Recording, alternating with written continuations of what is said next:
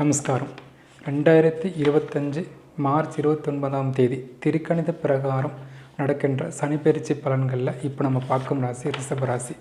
ரிஷபராசிக்கு அதாவது சனி பகவான் 3 இடத்துல வரும்போது மட்டுமே உன்னதமான பலன்கள் தருவார் அப்படின்னு சொல்லும்போது, அந்த 3 இடங்கள்ங்கிறது உபஜயஸ்தானம்னு சொல்லக்கூடிய 3, 6, 11 அந்த வகையில் லாபஸ்தானம்னு சொல்லக்கூடிய 11ஆம் இடத்திற்கு சனி வருகிறார்.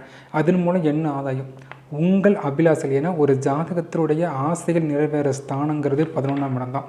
அந்த 11க்கு சனி வர்றதுனால, அது உங்களுக்கு ராஜ யோகாதிபதினு சொல்லக்கூடிய சனி வர்றதுனால கண்டிப்பாக உங்கள் அபிலாசைகள் நிறைவேறும். அபிலாசை என்ன? சில பேருக்கு திருமணம் தள்ளி போயிட்டு இருக்கும், சில பேருக்கு வீடு கட்டுறது, சில பேருக்கு குழந்தை பாக்கியம், சில பேருக்கு நல்ல வேலை. இப்படி உங்களுடைய ஆசைகள் என்ன, அதை எல்லாம் நிறைவேற்றக்கூடிய வருஷமாக உறுதியாக 2027 இந்த சனிப்பெயர்ச்சி பலன் கண்டிப்பாக இருக்கும். இதுக்கு மேலேயும் உங்கள் வாழ்க்கையில் கஷ்டங்கள் இருக்குது, நல்ல வேலை இல்லை, திருமணம் தள்ளி போகுதுன்னா கண்டிப்பாக உங்கள் சுயஜாதத்தை நல்லா செக் பண்ணி பார்த்துக்கணும். காரணம், இந்த மே மாதத்துலேருந்து உங்களுக்கு ஜென்ம குருவும் 2ஆம் இடத்துக்கு பயிற்சியாக போகிறார். அப்போது எல்லா கோச்சாக இருக்கிறவங்களும் உங்களுக்கு சாதகம் வரும்போதும் கெடுதல் படம் நடக்குதுன்னா கண்டிப்பாக உங்கள் சுயஜாதத்தை ஒரு தடவை நல்லா செக் பண்ணி பார்த்துக்குங்க.